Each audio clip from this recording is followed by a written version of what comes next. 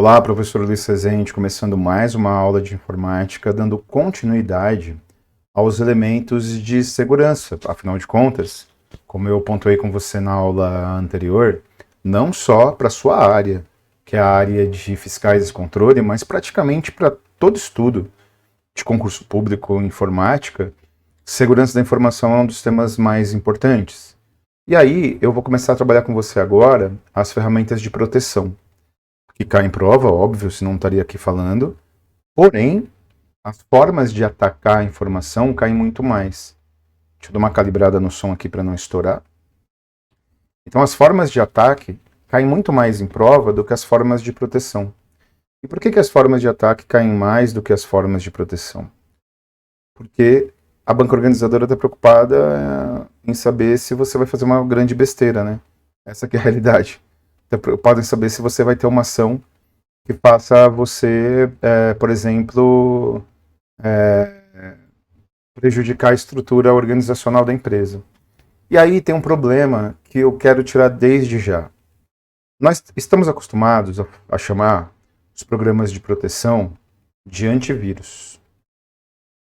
Mas você vai aprender comigo que, na verdade, esse termo não está muito correto. E sabe por que esse termo não está muito correto? Porque nem todo ataque é um vírus. O vírus ele é só uma categoria de ataques. Então, e aí eu tenho que antecipar isso para você entender o que eu vou dizer. Todos os ataques, eles são classificados como malwares, que vem do termo malicious software, ou software malicioso. Então existem vários malwares, existem vários softwares maliciosos, de várias categorias que você vai estudar comigo. Trojan, spyware, worm, spoofing, flooding, tem um monte. Bot. E dentro dessas categorias, uma categoria são os vírus. Então, para a gente simplificar, todos os vírus são malwares, mas nem todos os malwares são vírus. Então, o vírus é um subgrupo do grande grupo malware.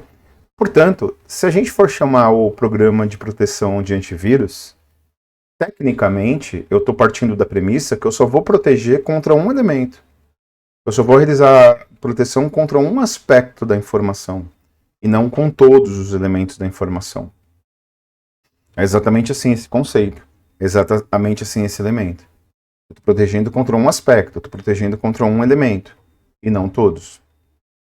Só que, na verdade, o comércio, né, a indústria de segurança da informação utiliza esse termo como um termo sinônimo para qualquer ataque.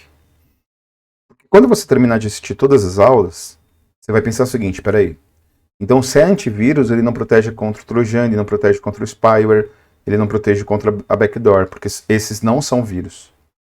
Só que, na verdade, a indústria, ela está habituada a utilizar o termo antivírus. Tá.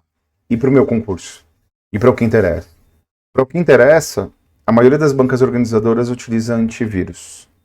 Algumas bancas organizadoras, como a Sebrasp, às vezes utilizam o termo anti-malware, mas também utilizam o termo antivírus. A Extinta ESAF, a ex-banca organizadora das provas lá de 2015 e 2014 da Receita Federal, utilizava o termo correto, anti-malware. Então, é sinônimo. Isso não vai fazer você errar a questão da prova, fica tranquilo. Então, se você encontrar o termo antivírus ou anti-malware, mesmo que tecnicamente um antivírus ele só protegesse contra um aspecto da segurança da informação, está correto. Eles não vão entrar nessa especificidade. Por que eu estou dizendo para você? Para você não errar pelo excesso de informação. Para você não errar justamente porque você sabe demais. Justamente porque você tem um acúmulo de informação muito grande. Programas de segurança, ou eles são permissivos, ou eles são restritivos. O que são programas de segurança permissivos? Tudo pode, a não ser que eu proíba. Qualquer programa permissivo, ele permite que você faça qualquer coisa. O que você quiser, a não ser que aquilo que você fará ou aquilo que você almeja fazer esteja proibido. E no caso do antivírus, que eu vou utilizar o termo antivírus para não ficar falando toda hora, tá bom? Antivírus, anti-malware. No termo do antivírus, no caso do antivírus, o antivírus é super permissivo. Ele é extremamente permissivo. Ele é permissivo ao ponto de permitir que seja encontrado um vírus no computador e você manter o vírus no computador. Você quer coisa mais permissiva do que essa? Você quer coisa mais aberta e permissiva do que essa? Não existe. Portanto, quando a gente fala que alguma coisa é permissiva, e quando a gente estrutura alguma coisa permissiva, a gente objetivamente diz que tudo pode, a não ser que eu proíba. Ó, você rodou um antivírus no seu computador. Aí você rodou um antivírus no seu computador, ele detectou um arquivo suspeito que ele pergunta se vai ficar em quarentena. E pergunta se você quer desinfectar o arquivo ou se você quer excluir o arquivo. Você pode optar por não desinfectar, não excluir. Você quer coisa mais permissiva do que essa? Se fosse restritivo, nada poderia. Então o antivírus ele é permissivo. E qual é o critério de eficácia de um antivírus?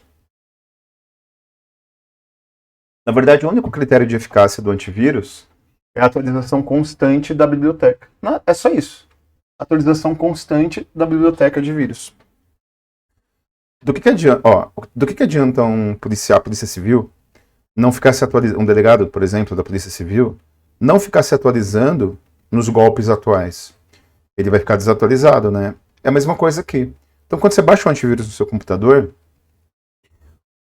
novos golpes vão sendo criados, novos malwares vão sendo criados. E se você não atualizar essa lista dos golpes, essa lista dos malwares, você vai ficando cada vez mais desatualizado. Você vai ficando cada vez mais para trás. Você vai ficando cada vez mais obsoleto. Certo? Então, nesse sentido, o anti-malware, o antivírus, ele se caracteriza exatamente por essa razão. Ele se caracteriza... Então, na sua prova vai cair assim.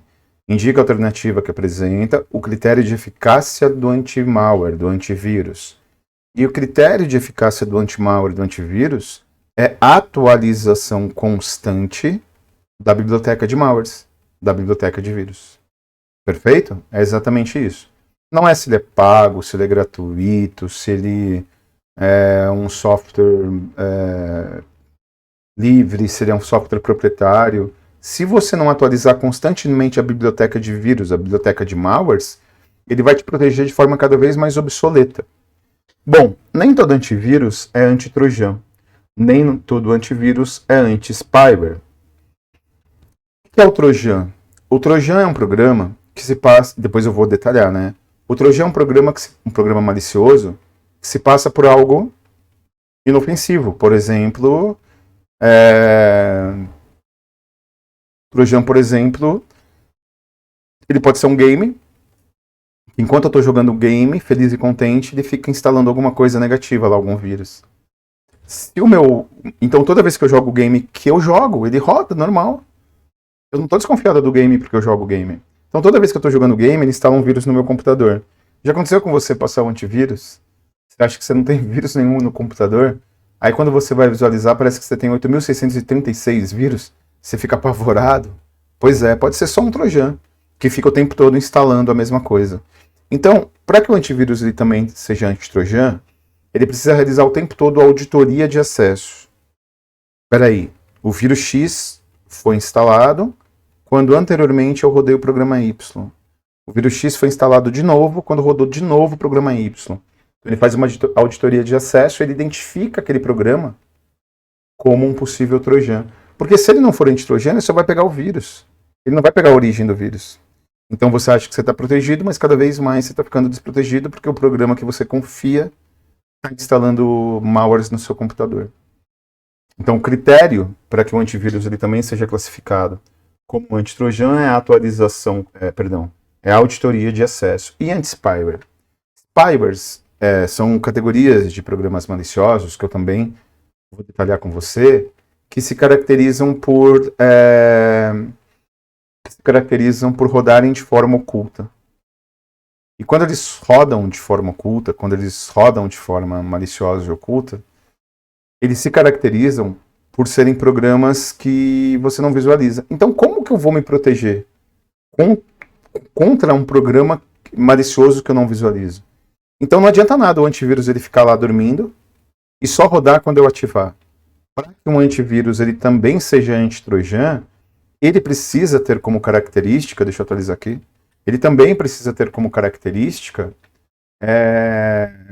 rodar o tempo todo em segundo plano. Liguei o computador, já tem que estar rodando o antivírus para que ele seja anti-spyware. O spyware, ele vai me atacando escondido, ele vai me atacando de forma oculta, eu não vejo. Eu não sei quando ele está me atacando. Então eu tenho que ligar o computador, o antivírus já ficar rodando em segundo plano, tentando monitorar, tentando achar esse programa, para quando achar esse programa ele executar. Então, um resumo da ópera, tipo, indica a alternativa que apresenta o critério que torna o antivírus anti-trojan. Auditoria de acesso. Indica a alternativa que apresenta a característica que torna o antivírus anti-spyware. Monitoramento em segundo plano. Beleza?